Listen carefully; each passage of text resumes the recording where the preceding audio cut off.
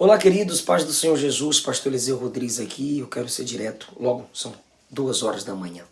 Eu passei no Instagram do Jasper no Mistério e vi um pastor fazendo com que as pessoas na hora do culto rissem. E as pessoas seguiram a orientação desse pastor, pois o riso e as gargalhadas descontroladas daquelas pessoas eram mensagens enviadas ao céu. Na linguagem dele, quando você ri pela fé, você está enviando informações ao céu.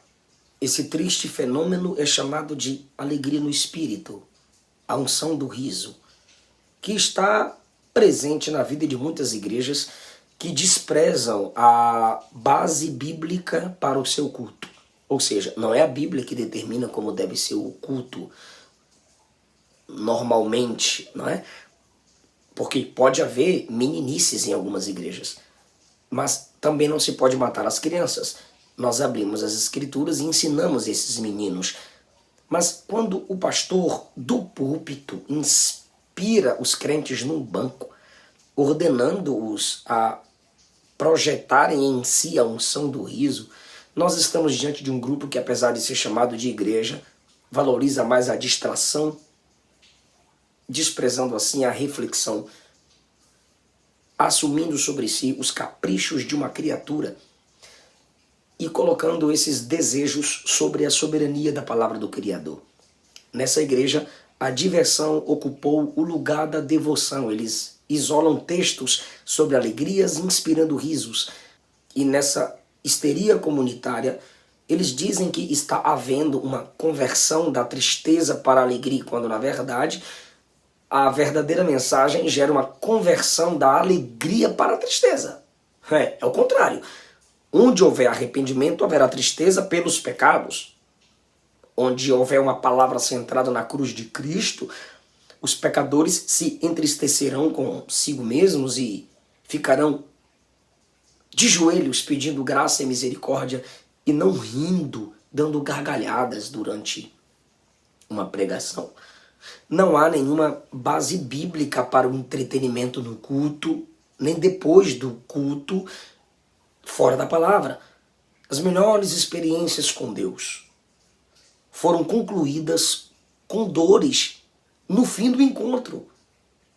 Depois de um pós-culto, dores foram geradas em quem esteve diante de Deus. Exemplo, Gênesis 17, Abraão, num encontro com Deus, num culto, pois ele estava diante de Deus em sua devoção, ouviu Deus mudar o seu nome e o nome de sua esposa. E quando Deus se retirou do local de culto, Abraão foi obedecer a palavra de Deus. E sabe qual foi a palavra? Circuncisão. E a circuncisão gera uma dor aguda por 3 dias seguidos. Eu não imagino Abraão dando gargalhadas. Em Gênesis 32, depois de ter um encontro com Deus no Val de Jaboque, Jacó saiu mancando, ferido na coxa. Mas saiu de lá sabendo que viu Deus face a face. E não dando gargalhadas. Saiu mancando, mostrando a sua dependência, a marca de um encontro. Lembra de Lucas 5, quando Pedro teve um encontro com Jesus? Ele viu uma pesca maravilhosa acontecer diante dos seus olhos. Pedro não saiu dando gargalhadas, kkk, descontrolado. Não, Pedro caiu de joelhos, se autoproclamando pecador e reconhecendo sua indignidade diante do Cristo Todo-Poderoso e Santo. Em Atos capítulo 9, quando Saulo teve um encontro com Jesus, ele caiu, ficou cego. E 3 dias, 3 noites, sem comer e sem beber, espantado com a experiência que teve no caminho de Damasco e não dando gargalhadas. Em Apocalipse, capítulo 1, você lê João diante do Cristo glorificado. E o Cristo que João tanto amou, quando se apresenta glorificado, João diz que caiu como morto diante da sua glória excelsa. João não saiu dando gargalhadas e nem ficou diante de Cristo dando gargalhadas. Agora, imagine uma sala, uma reunião com Abraão, Pedro, Paulo, João, Jacó na mesma sala. E esses crentes que eu acabei de falar do vídeo lá, que está lá no Jaspion, que ouve o pastor dizendo, né, traga o sorriso que está dentro da sua mente, libere, porque o Espírito Santo está aí agora. Imagine esses crentes numa reunião testemunhando sua experiência risível de culto e a experiência desses homens que eu citei aqui primeiro no encontro com Deus. Qual destes testemunhos estariam mais alinhados com a vontade de Deus para o culto? Ah, irmão, para. De um lado você tem patriarcas e apóstolos. Do outro lado você só teria palhaços de culto. Isso acontece pela perda da centralidade do modelo bíblico para o culto. Vamos lembrar aqui de 3 textos sobre os quais eu lembro e para mim são fundamentais, até porque 3 textos são suficientes para basear uma doutrina e em nenhum desses textos a unção do riso está presente. 1 Coríntios capítulo 14, versículo 26, como bom pentecostal, eu gosto desse texto. Que fareis, irmãos, quando vos ajuntais?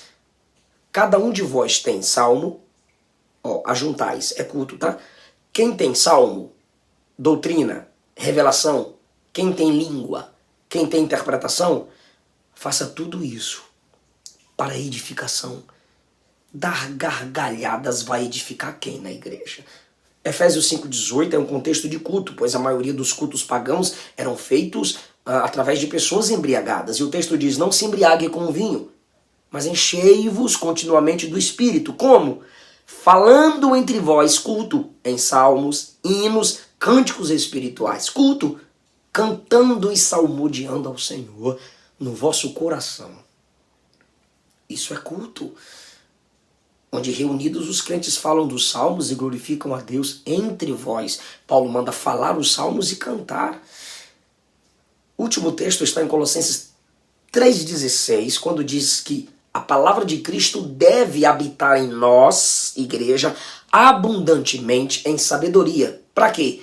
Para ensinarmos e admoestarmos uns aos outros com salmos, hinos, cânticos espirituais, cantando ao Senhor com graça, favor de Deus. Não é coisas engraçadas, não é com comédia no coração. Não, é com graça, favor, bondade de Deus no coração. A nossa sociedade é fortemente influenciada pela mídia e a vida se resume num espetáculo e as pessoas estão trazendo isso para os cultos.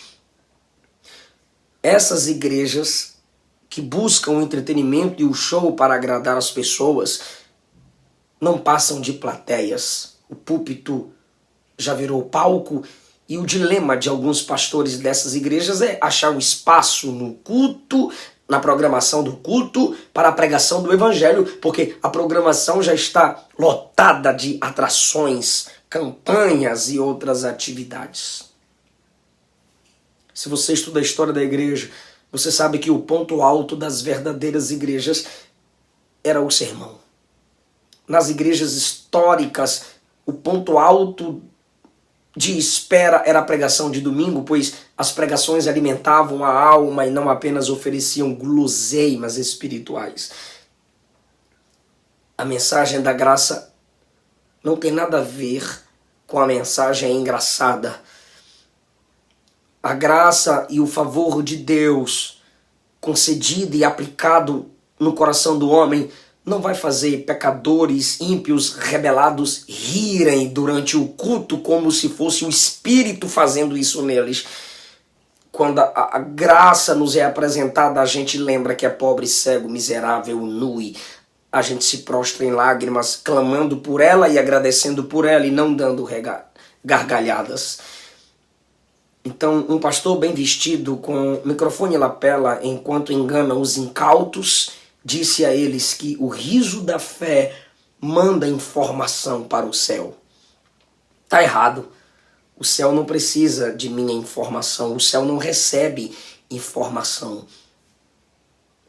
O céu não precisa ser informado através das minhas risadas. Risadas não informam verdades. Elas podem ser hipócritas. Elas podem disfarçar tristeza através de uma alegria hipócrita, e às vezes nossas risadas são risadas alegres daquilo que entristece Deus. E Deus precisa da informação de quem?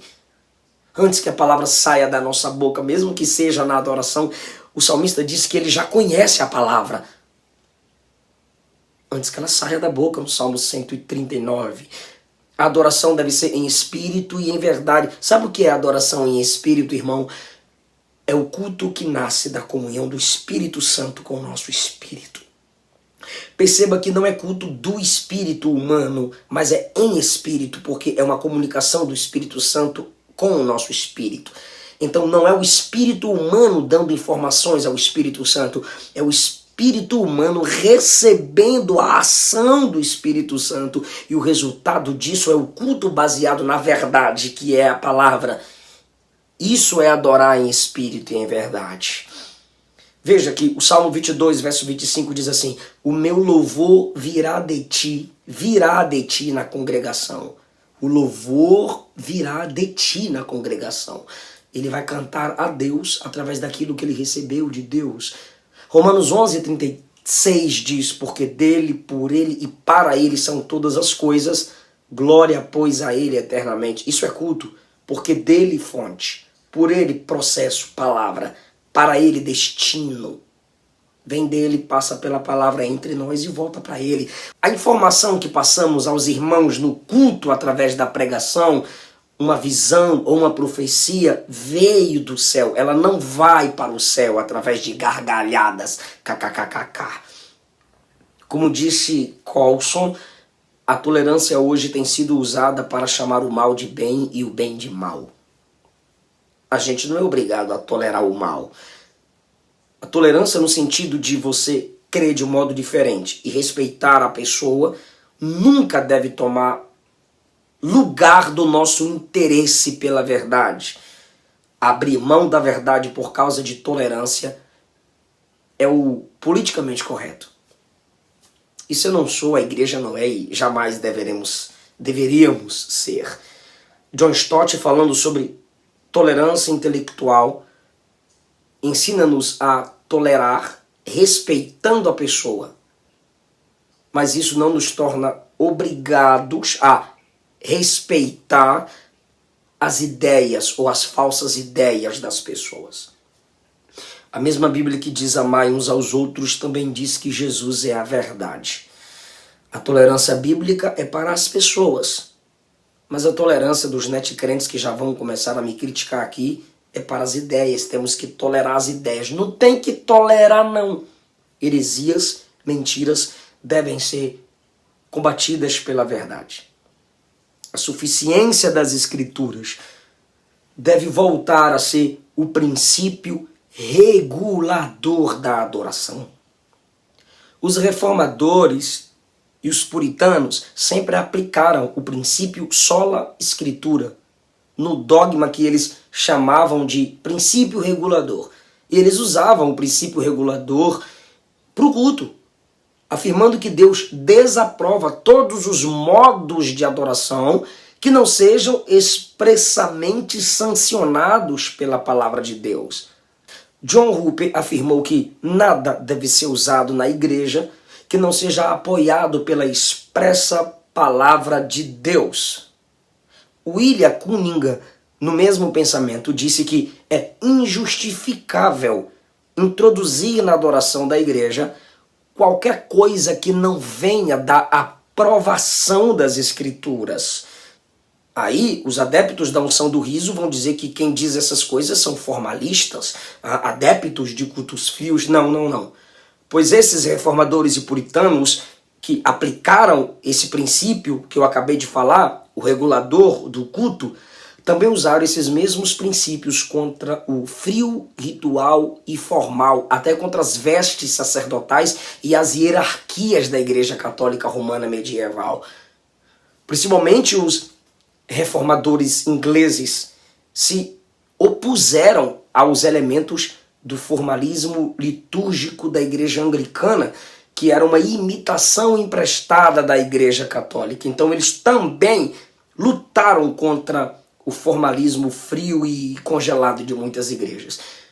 Muitos dos puritanos que usaram esses princípios reguladores de culto, centenas deles, foram expulsos por decreto dos púlpitos de suas igrejas na Inglaterra em 1662. Mas não abriram mão da verdade. Os crentes alinhados a esse misticismo emocional desprovido de racionalidade não conhecem as Escrituras. Essas coisas se iniciaram com fama, né? Com a bênção de Toronto, com o reavivamento de Pensacola, e a marca registrada desses reavivamentos que precisam de um reabibliamento é se comportar como embriagados. Irmão, eles chamavam a unção assim, ó, quando ficavam assim, eles diziam que estavam com a glória bêbada. Ah, irmão, pelo amor de Deus. Agora no Brasil, estão rindo incontrolavelmente durante o culto. Em todos os textos que eu falei para vocês aqui, nos 3 textos sobre culto, Coríntios, Efésios e Colossenses, onde está o elemento que gera risos e gargalhadas? Apenas reflexão, devoção e edificação. Se não há elementos de edificação, reflexão no culto e devoção e comunhão, eu acrescento aqui agora, não é culto, não teve culto. Deixa eu falar mais uma coisa aqui, irmão. Muitos de nós desconectamos pregação da adoração, é por isso que a adoração em muitos lugares está assim. Não há essa distinção no culto, porque não há adoração sem pregação. Tá errado, irmão, separar a adoração de pregação. O ministério da palavra, diz John MacArthur, é a plataforma sobre a qual a adoração é construída. John Stott disse que a palavra e a adoração estão indissoluvelmente ligadas. Por quê? Porque toda adoração é uma resposta inteligente e amorosa à revelação de Deus. Por quê? Porque a adoração eleva o nome de Deus, que acabou de ser conhecido pela pregação. A pregação não torna o nome de Deus conhecido? Sim. E a adoração é a celebração do nome que se conhece. O que é louvar? Elogiar. Como é que você elogia se você não abre a Bíblia para tornar Deus conhecido? É um culto hipócrita, onde não há pregação como o centro do culto, com desejo de se conhecer Deus. Agora, nessas igrejas da unção do riso, o Espírito Santo interrompe a pregação para fazer as pessoas rirem alto. Imagine o Espírito descendo, pausando a pregação para fazer as pessoas darem gargalhadas do culto. Não, não e não. Irmão, tudo no culto deve ser resultado da palavra. Ou deve preparar o ambiente para a palavra. Ou é uma reação à palavra ou preparar para a recepção da palavra. Se no final de uma pregação minha, irmão, você começar a dar gargalhada, eu vou descer até tu, colocar a mão na tua cabeça e expulsar o capeta de tu. Ah, pastor, mas eu não tô com o demônio, mas essa vergonha tu vai passar, irmão. A mesma Bíblia que ensina alegria, também ensina reverência e edificação uns aos outros. E um culto feito, um culto cuja a atração principal são gargalhadas, é um culto irreverente. A gargalhada já é uma risada irreverente. E sem reverência não tem culto. Em que dar gargalhadas num culto vai me edificar ou vai me ajudar a edificar alguém? Todos os textos que eu falei aqui têm elementos que nos fazem edificar uns aos outros. Mas cadê as gargalhadas nesses textos? Não há culto sem reverência, não há culto sem temor. Quando a glória de Deus se manifesta, sua santidade é lembrada. E quando a santidade de Deus é lembrada, nos é apresentada, nós reagimos como Isaías e Pedro, dizendo: eu sou pecador, eu mereço a morte, tem misericórdia de mim, eu preciso da sua graça. Na realidade, essas igrejas que abraçam a unção do riso não passam de circos, pois o púlpito e o palco são ocupados por palhaços.